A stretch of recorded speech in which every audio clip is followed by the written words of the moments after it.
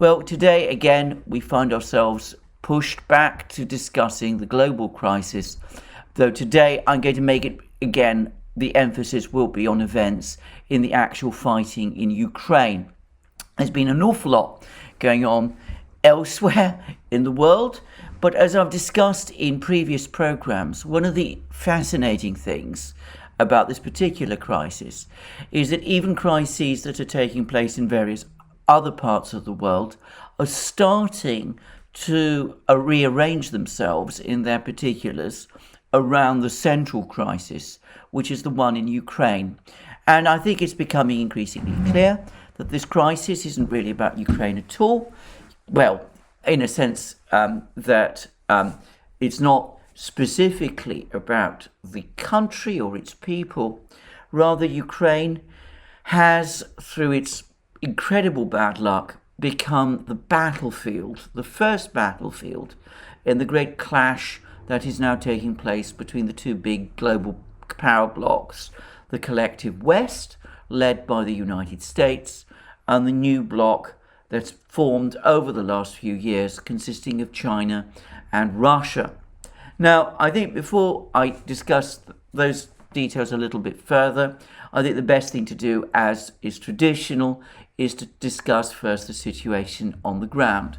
Now, after hours after I made my previous video, the Russian Ministry of Defense confirmed that the Moskva, the cruiser which acted as the flagship of the Russian Black Sea Fleet, had sunk whilst being towed back to Sevastopol after what the Russians said was an internal fire which had set some ammunition alight and which had created hull damage which led to the ship sinking whilst it was being towed.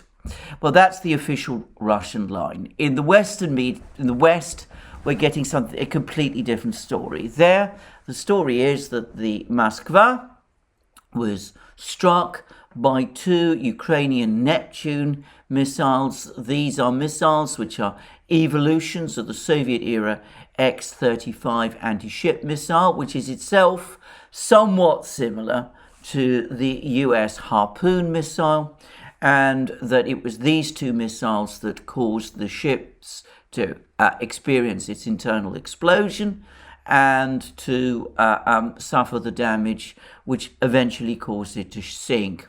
And by the way, there are, well, not perhaps exactly contradictory, but divergent accounts of the number of human casualties.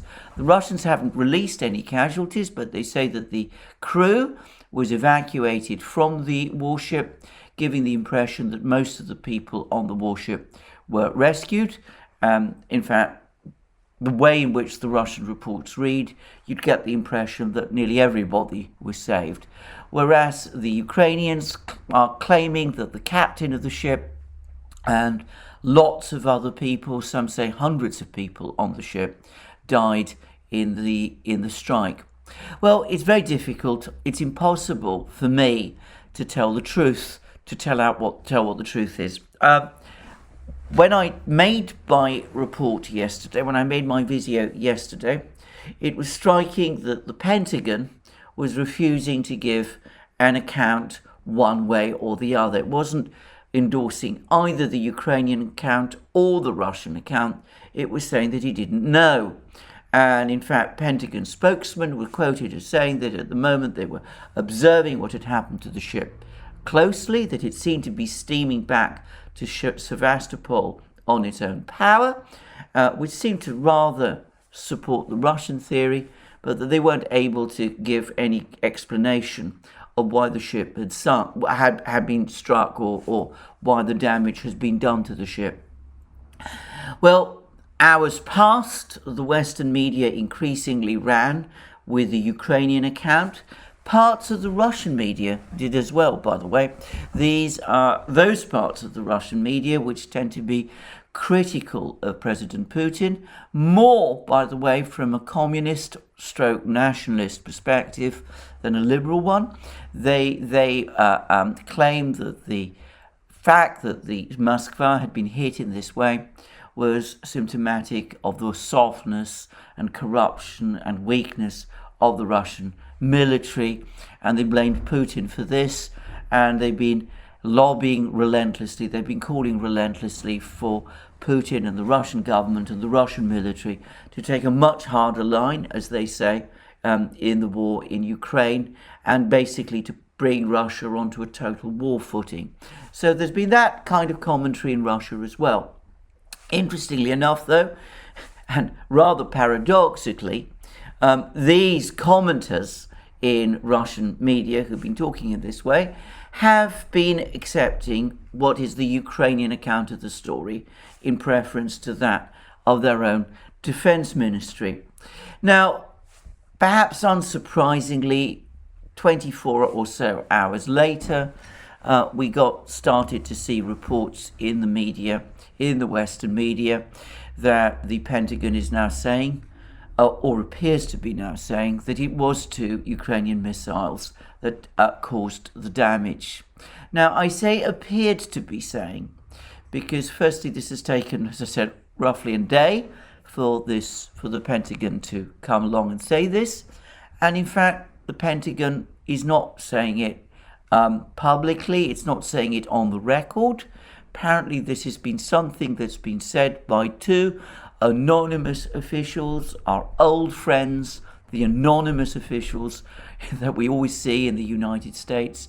And they're saying not that they know for a fact that it was two Ukrainian missiles that struck the Moskva, but that they believe that it was, which seems to me to be rather less than complete knowledge.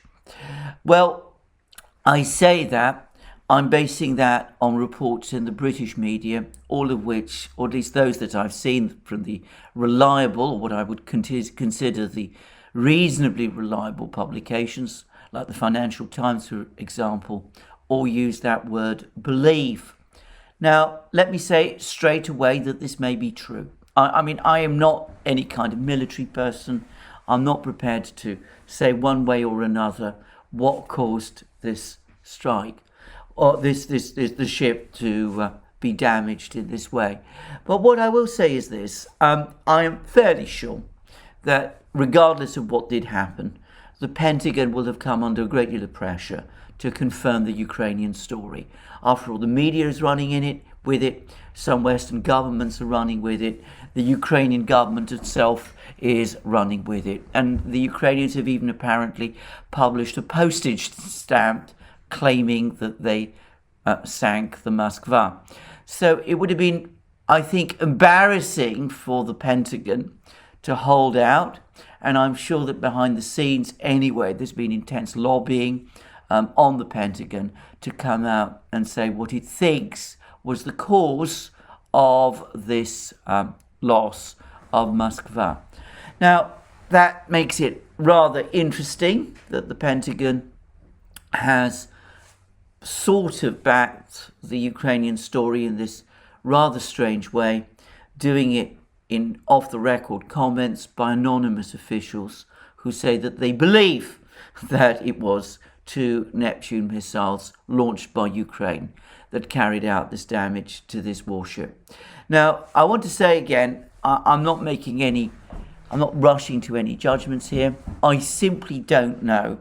One thing I will say, and which is indisputable, is that for the Russians, this is a debacle and a humiliation. Moskva was an old ship, 40 years old, not apparently in particularly good condition, but it was the fleet flagship. It is a large ship. It did have a crew of 500 people. It was participating in the mission, and it has now been lost. However you explain it, whatever the cause, the fact that the ship was lost is a major blow to the Russian Navy, to its prestige, and it's been treated like that within Russia itself. I would add that it does somewhat puzzle me that a ship of this size but age was pressed into the battle in such a way and was operating within apparently only 18 kilometers of the Ukrainian coast. And I wonder what he was doing and why more modern ships, of which, by the way, contrary to some claims, the Black Sea Fleet is not short of, couldn't have been taking its place. There's been some suggestions that what Moskva was doing was using its very powerful search radar, which is perhaps the most was the most useful part of the warship, that it was using this very powerful search radar to keep track of what was going on along the Ukrainian and also Romanian coast, Romania being, of course, a NATO ally and not that distant from Odessa itself. So maybe that is what it was doing. It still seems to me a strange thing to do, to use such a large and powerful ship, as also such a vulnerable ship, for such a purpose. I'm sure that the Russians have other means of keeping track of what's going on the coast of Romania and on the Ukrainian coast. And no doubt there was reasons and explanations, but no doubt also there will be a lot of hard questions about this in Russia itself. And perhaps one day we might find out what the truth is. Anyway, a humiliation for the Russians, a debacle for them. If the Ukrainians did manage to sink the ship, well, that would be a major win for them. And even if they didn't, it seems to me that this thing has played entirely to their advantage. As to why the Pentagon is proving so uneasy about coming down on either side in this story, at least up to now, well, I'm not going to speculate. It probably is the case that they generally don't know, and perhaps, for all I know, they have doubts about some aspects of the Ukrainian story. By the way, one explanation I have heard about US reticence, or the Pentagon's reticence, I largely discount. It's been suggested by some people, especially in Russia, that the United States played an active role in helping Ukraine to destroy this warship. And it's been pointed out that there was a US Global Hawk drone flying over this area of the Black Sea at the time. I personally don't accept this at all. It seems to me that even if the United States was involved, and I've seen no evidence of that, the US would simply say that it was the Ukrainians who did this all by themselves and would categorically deny that it played any role in this attack. And frankly, if it did that, I can't see who would challenge them, who would challenge the Pentagon if it were to say that in the West. So I don't really see what the US gains, or how the US would more effectively conceal its role than simply by denying that it played any role in what would otherwise have been a successful Ukrainian operation, which I would have expected the US and the Pentagon to want to promote. Anyway, that is all I'm going to say about Moskva. It's a sad loss of a apparently rather impressive looking warship. She was very old. She was 40 years old. Most of her weapon systems were outdated. Apparently, she had been intended to be scrapped around the late 1990s, but it was the mayor of Moscow at that time, the exceptionally corrupt Yuri Lushkov, who decided, basically as a publicity stunt, to fund her retention in service. That was why her name, by the way, was changed from her original name, which was Slava, which means glory, to Moskva. And that kept her in service arguably long past her proper retirement date, and that the Russian Navy was perhaps skeptical of doing so and did not prioritize her is shown by the fact that she did not receive any modernization as some of her sister ships have done. Anyway, that's all, as I said, I'm going to say about Slava or Moskva and about this story. A defeat, a humiliation for the Russians, irrespective of how she came to be lost. But we can perhaps over-concentrate on Moskva rather than on the actual progress of the military operation itself. And of course, the big events have been happening in Mariupol, where it's now the case that the last holdout of Ukrainian resistance, you might not quite get that impression from reading some of the Western media. The last holdout is now the AZOVSTAL steelworks. There are apparently still some Ukrainian troops scattered in various parts of the city, generally fairly close to the steelworks. Apparently one group, about 200, tried to break out and reach the steelworks to the comparative safety of the steelworks, to consolidate with whatever Ukrainian troops are still left there. But the Russians claim that this group was identified and tracked down, and the Russians speak about it as if it had been completely destroyed.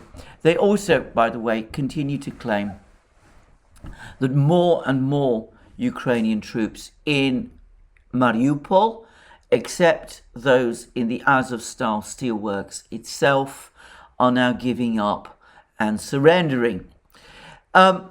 Over the course of the last few hours, there was a notable escalation in the actual fighting in Mariupol, or at least a very unprecedented in terms of this war event happened, which is that at least two Tupolev, heavy Tupolev 22 M3 bombers dropped bombs directly on the AZOVSTAL steelworks. Now, I read in parts of the Western media that this was somehow a response to the loss of Moskva. I have to say, I think that is certainly wrong. I am sure that the purpose of these bombers, who were apparently dropping these bombs on the AZOVSTAL steelworks from fairly high altitudes, was that they were dropping heavy concrete busting bombs on the AZOVSTAL steelworks, presumably to damage or destroy some of these tunnels and bunkers underneath these steelworks that we've been hearing so much about. Now, the Russians do have concrete busting, bunker busting bombs, as of course the Americans do. These tend to be very large bombs, or so I understand. They're made in a special way with a special steel casing. They usually have a jet engine to propel them to very high speeds as they hit their target, and in order to provide them with even greater velocity and kinetic energy, they tend to be dropped from aircraft flying at relatively high altitudes. So given that these are big bombs, and given that they have to be launched or dropped from very high altitudes, I think that explains why these big Tupolev bombers were used for this raid. And I've been doing some research on the internet, easy for anybody to do. I find that the Russians have or advertised one particular bunker busting or concrete busting bomb, the BTAB 500, which has a 500 kilogram warhead, but I'm sure that they also have much bigger ones, and according to what I read in open sources, the Tupolev bombers can carry payloads of up to 24,000 kilograms, in other words, up to 24 tons on a mission, though they don't usually carry anything like that much, but certainly they could carry these BTAB 500 bombs, and probably the Russians have bigger ones too. So I presume that this is what that was all about. This is the intention, was to use these heavy bunker busting bombs launched or dropped from these high flying heavy bombers with a view to demolishing these bunkers and tunnels where these Ukrainian troops are supposed to be hiding.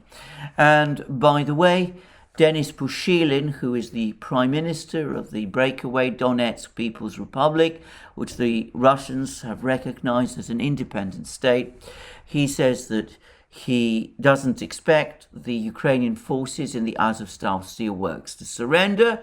These are dedicated, committed troops belonging presumably mainly to the Azov battalion, and who are not prepared, who are prepared to fight to the last. And so he says, Pushilin says, that these troops will be completely destroyed. How long this operation is going to take, how long it's going to take to completely destroy these Ukrainian forces in the steelworks, I have absolutely no idea. I would point out that battles in urban areas can take a very long time. If one is looking at recent battles in the Middle East, the siege and eventual capture of Raqqa, the capital of the Islamic State in northern Syria, took approximately, it took place from June to October 2017. It was a prolonged siege, and I would add, again, judging from the details that I've seen, that Raqqa seems to have been a city roughly with the same sort of population as Mariupol, and the fighters, the Islamic State fighters who were there, numbered apparently around 5,000, and they were outnumbered by the Kurdish fighters who were besieging the city. The relative ratios seem to have been roughly the same as what we're seeing in Mariupol today, though I would say that the bombing, which was of Raqqa, was much heavier than anything we've seen in Mariupol up to now, and the shelling, and of course a lot of that was carried out by the US military, who were of course supporting the Kurds. Now, an even bigger siege that also was taking place at roughly the same time, or just before in fact, was the siege of Mosul, a city of about 3.5 million, which is about the size of Kiev. Again, suggestions are that there were about 10,000 Islamic State fighters in Mosul. The besieging Iraqi forces numbered in excess of 100,000, and that siege lasted around 9 months. So even though the fighters there were outnumbered 10-1, as I said, that siege took a very long time. Now, there's been some disagreement about the number of Ukrainian troops in Mariupol. Some put the number at 14,500 at the outset of the fighting back in February. That appears to come from Ukrainian sources. The Russians put the figures higher, they put them at 20,000. So it seems that the garrison in Mariupol may have been bigger than the Islamic State garrisons in Raqqa and Mosul, and perhaps the besieging forces had smaller ratios of superiority in terms of numbers, and there doesn't seem in truth to have been the same amount of shelling and bombing of Mariupol as we saw in Raqqa and in Mosul. But if that is correct, if there is any utility in these comparisons, and I'm not a military person, so perhaps I'm making comparisons which are faulty in some ways, but if there is any utility in these comparisons, then it seems to me that the siege of Mariupol has not so far lasted that long. But as I said, how long it will take to storm or capture or destroy the Ukrainian forces in the AZOVSTAL steelworks, that I'm not, frankly, going to try and guess. I would finish my discussion of the events in Mariupol by once again saying that if it is the case that these Ukrainian troops in the AZOVSTAL steelworks are committed to fighting to the death, then I think that is a tragedy. I think they should think of their families, their fathers and brothers and sisters, their children if they have any, their wives and girlfriends and their friends. And I think that given that the outcome of this is not in doubt, I think they should choose life over death, especially a death which, if it's coming in the form of entrapment or destruction in underground bunkers with these huge bombs falling on them, well, it looks utterly grisly and horrific to me. There is similar fighting going on in various other parts of Ukraine as well. And the Russians have been reporting advances in places like Popasnaya, which is a settlement that has been much contested recently, and Rubizhnoye, and also in the outskirts of Severodonetsk, the Severodonetsk-Lysych agglomeration now looks as if it's, to all intents and purposes, fully encircled, and apparently an oil refinery in Lysych has now also been destroyed by the Russians in a Russian missile strike. And there's also been talk of very heavy shelling and attacks on Ukrainian troops by the Russians in the Slavyansk-Kramatorsk conurbation, with the Russians still pressing forward from Izium. There's some reports, which, by the way, are not corroborated by some of these map readings that one sees, but who knows how accurate those map readings are, who knows how accurate these reports are. But there are reports that the Russians have reached a town called Liman, which would suggest that there's been quite a significant advance by the Russians in this area, and that earlier reports that at least Russian advance units are closing in on Slavyansk and Kramatorsk and have reached the country areas around those two towns, that there might be some truth to it. I can't corroborate these claims, and I'm not going to try to. There's also reports that the Ukrainians have been trying to send reinforcements to the area around Izium. They've made various attempts to launch counterattacks there. Again, if one believes the Russians, none of these counterattacks appear to have been successful, and the Russians are claiming that the Ukrainians are suffering massive casualties, and the Russian Defense Ministry even claimed that one particular Ukrainian unit had suffered up to 40% casualties. I can't confirm that figure. The Ukrainians dispute these completely. Zelensky has claimed that around 3,000 Ukrainian troops have been killed, and another Ukrainian official said that 700 have been taken prisoner, and that seems to be the totality of the losses that the Ukrainians are admitting to since the start of the war in February. I have to say that I don't believe these figures, especially the last one, the claim that only 700 prisoners are in Russian hands.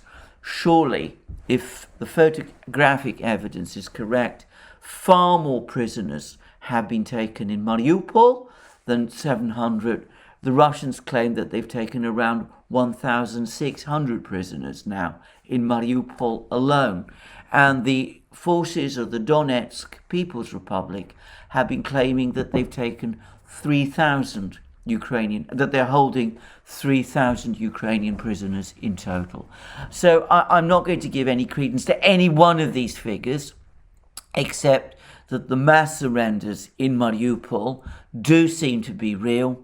But anyway, I'm not going to assume that these claims that Ukrainian units have lost up to 40% of their men are necessarily true. I would say that I continue to see pictures and videos, which I'm not providing a link to, which show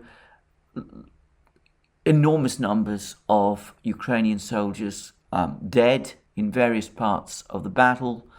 And of course, there's even been a really profoundly upsetting one from Mariupol, which shows what appear to be body parts of Ukrainian soldiers in some sort of trash can or dustbin.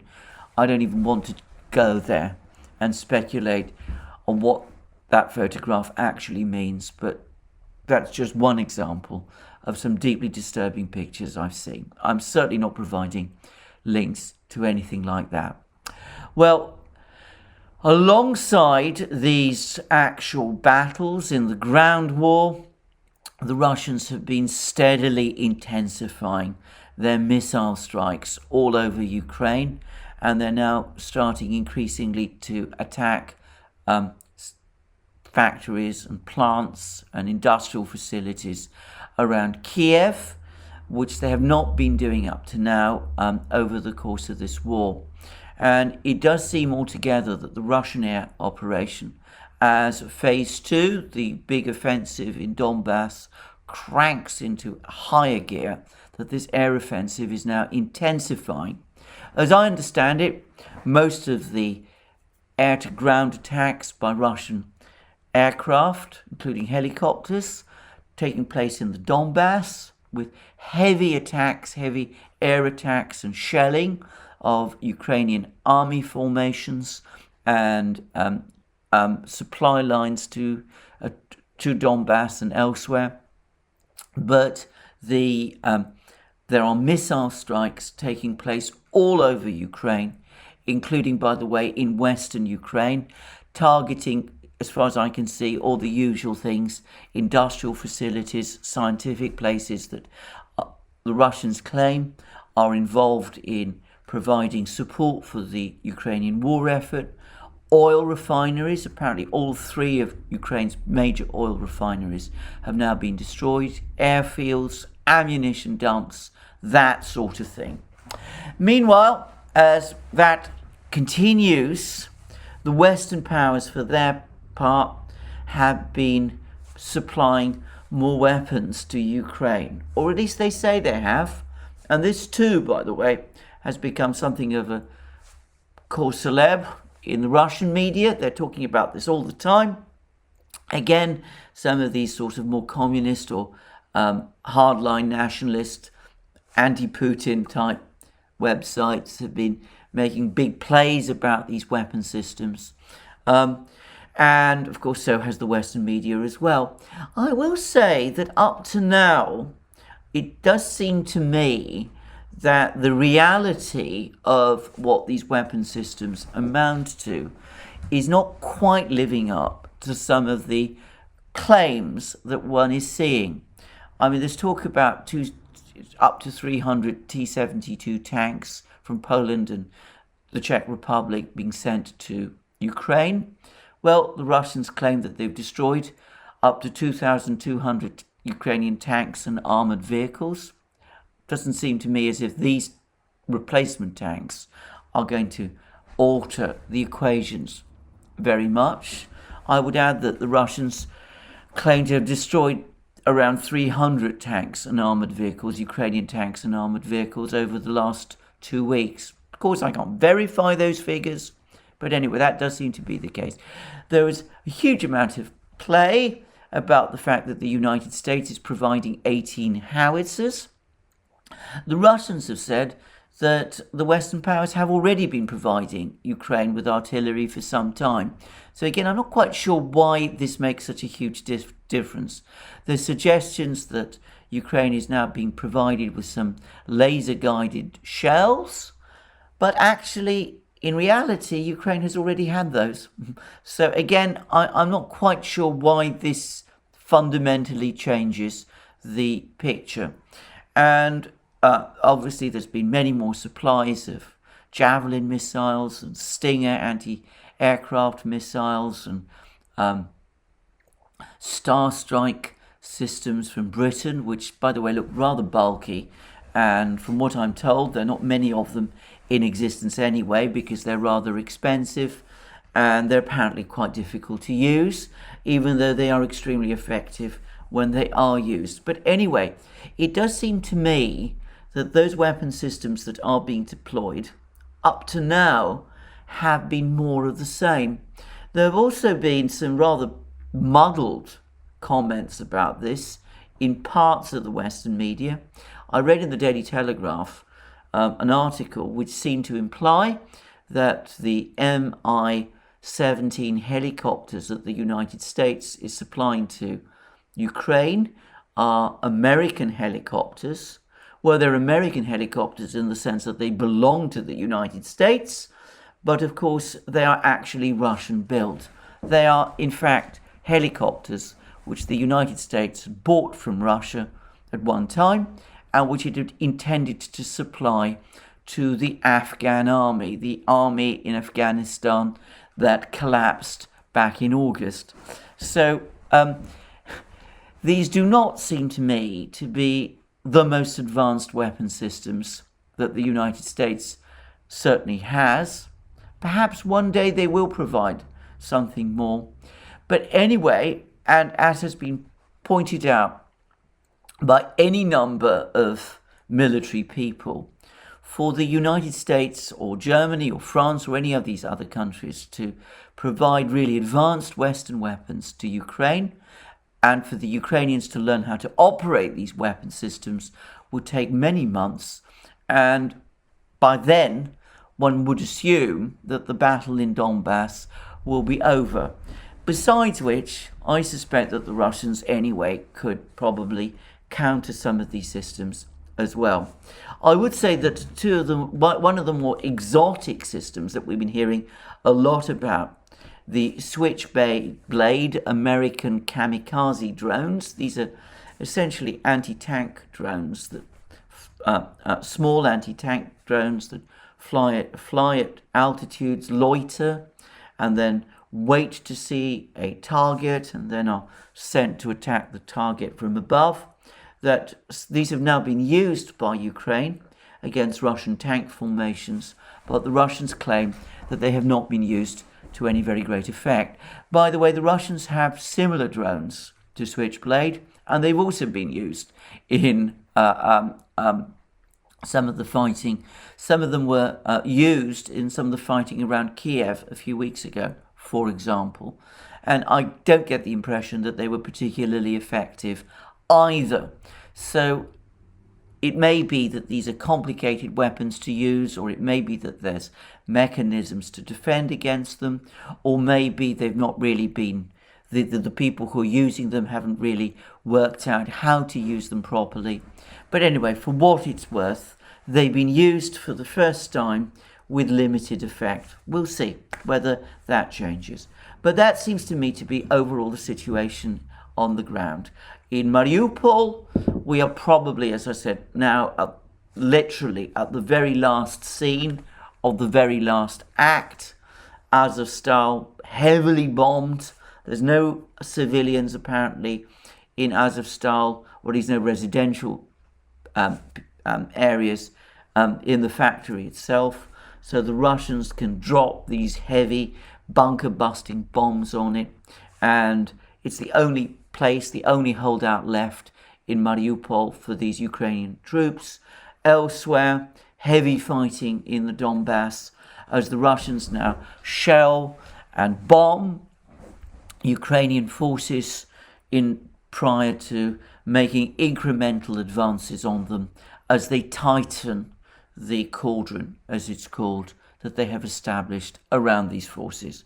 So that seems to me the major ground fighting, and across Ukraine, long-range strikes by Russian troops, by Russian missile troops, and of course arms supplies from the West, which have been attracting a huge amount of publicity, which so far don't seem to be, to me, to be enough to change the outcome of the battle.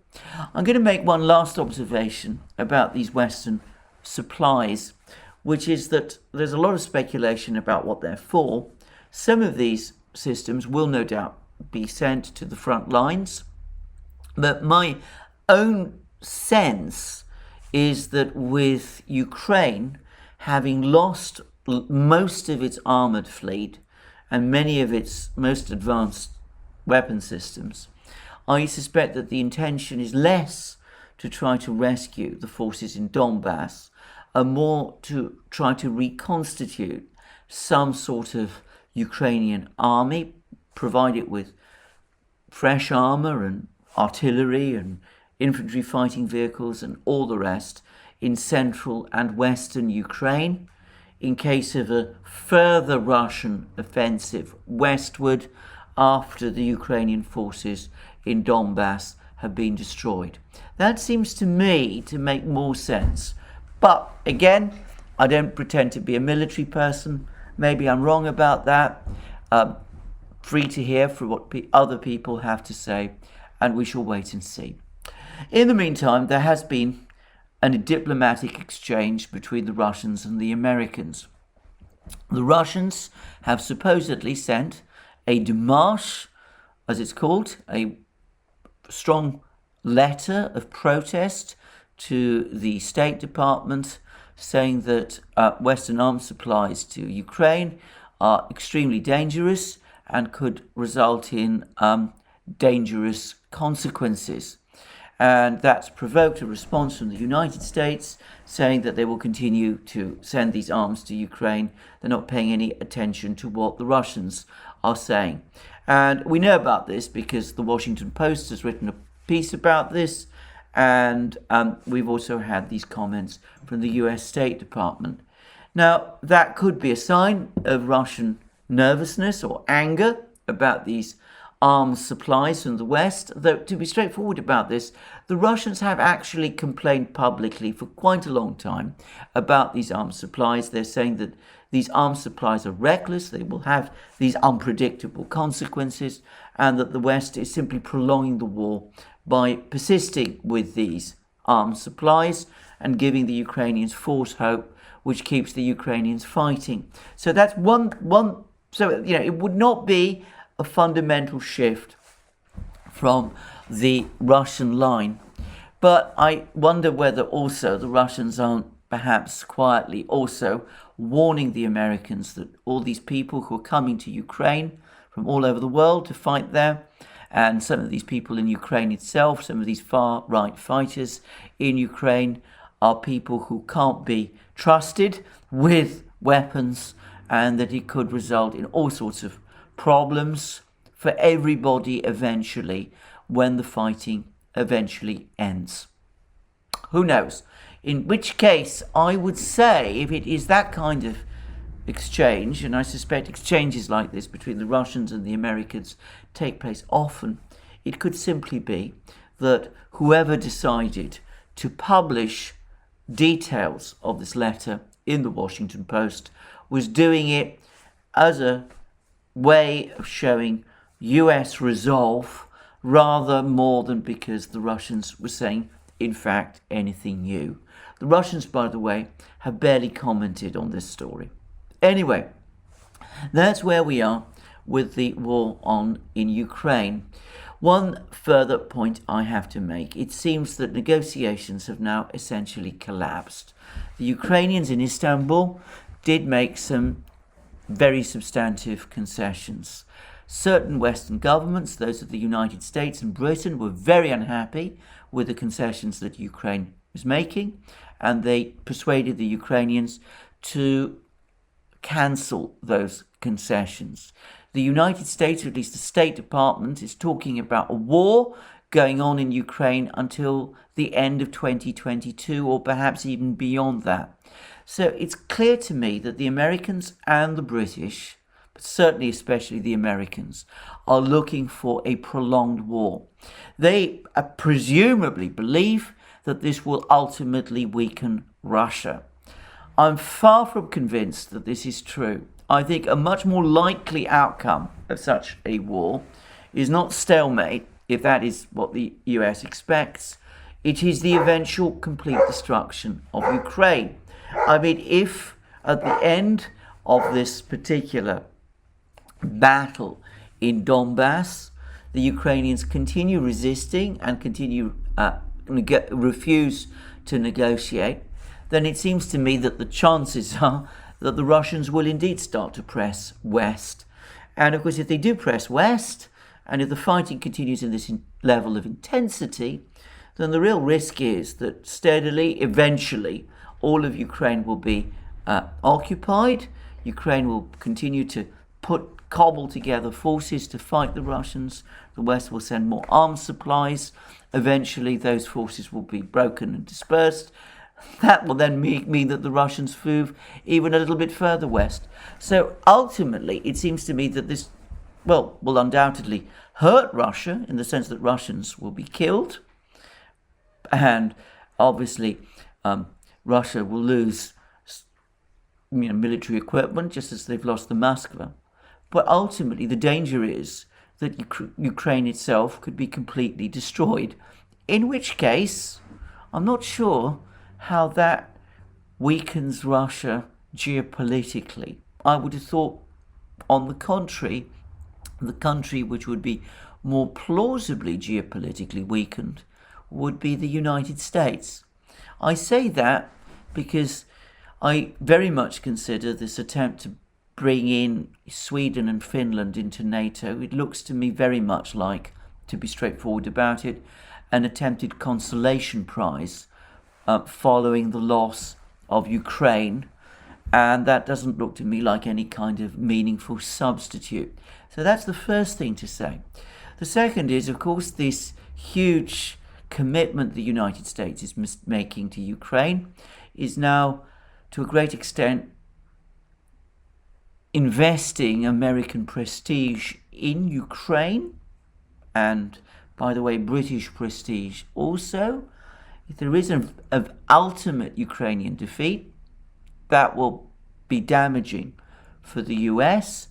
But also, in the meantime, it seems that this massive flood of Javelin missiles and Stinger missiles and other such missiles to Ukraine is now critically depleting US stocks, to the point where, according to some parts of the US media, they might even be difficult for the United States itself to replace.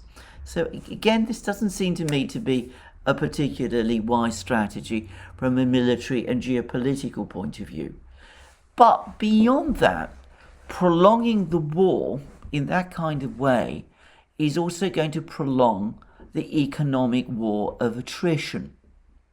Now, I suspect that there are still people in Washington who believe that the United States will ultimately prevail against Russia in this war. Maybe they're right, but what if they're wrong?